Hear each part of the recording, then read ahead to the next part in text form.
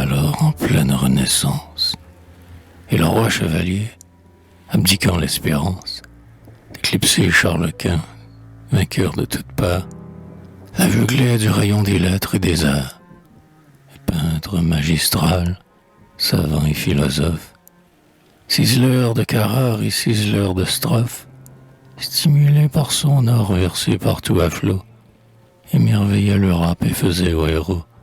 oublier qu'il était le vaincu de Pavie. Mais, comme la splendeur de l'art charmait sa vie, un jour, François Ier apprend que son rival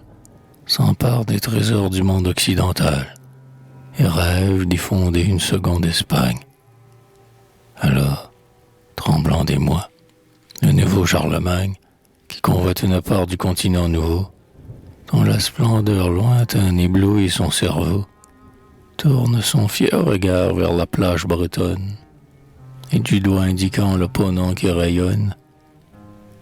qui veulent se déjouer, s'exclame le grand roi. Et Cartier,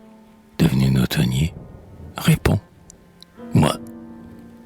Sa parole donnée à l'orgueilleux monarque, le moderne Jason, désertant une barque, que la Manche berçait dès longtemps sur son flot, équipé 3 voiliers au port de Saint-Malo.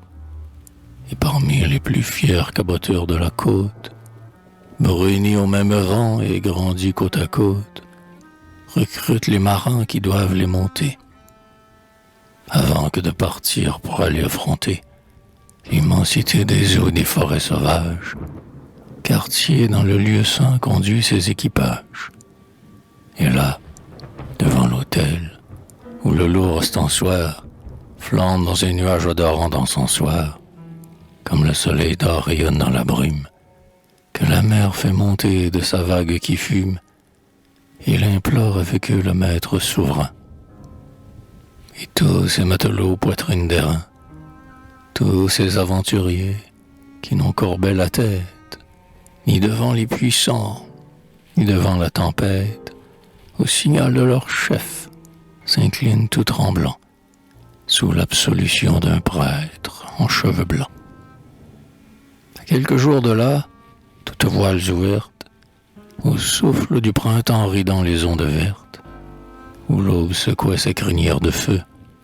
les Mérillons, la Grande Hermine et le Courlieu cinglaient, de cap à l'ouest, acclamés par la foule, dont les cris, dominant les clameurs de la houle, se mêlaient au vivat du canon des remparts, pendant que les gabiers, sur les vergues épars, d'un long regard voilé d'une larme furtive, embrassaient le granit décroissant de la rive. Et si quelqu'un, le soir de ce départ béni, se fût attardé, l'œil plongé dans l'infini, au bord de l'océan qui réprimait ses vagues,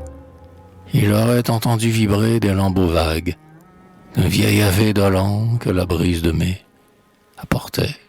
par moments, du lointain embrumé, où Cartier, entraîné vers des plages nouvelles, venait de disparaître avec ses caravelles.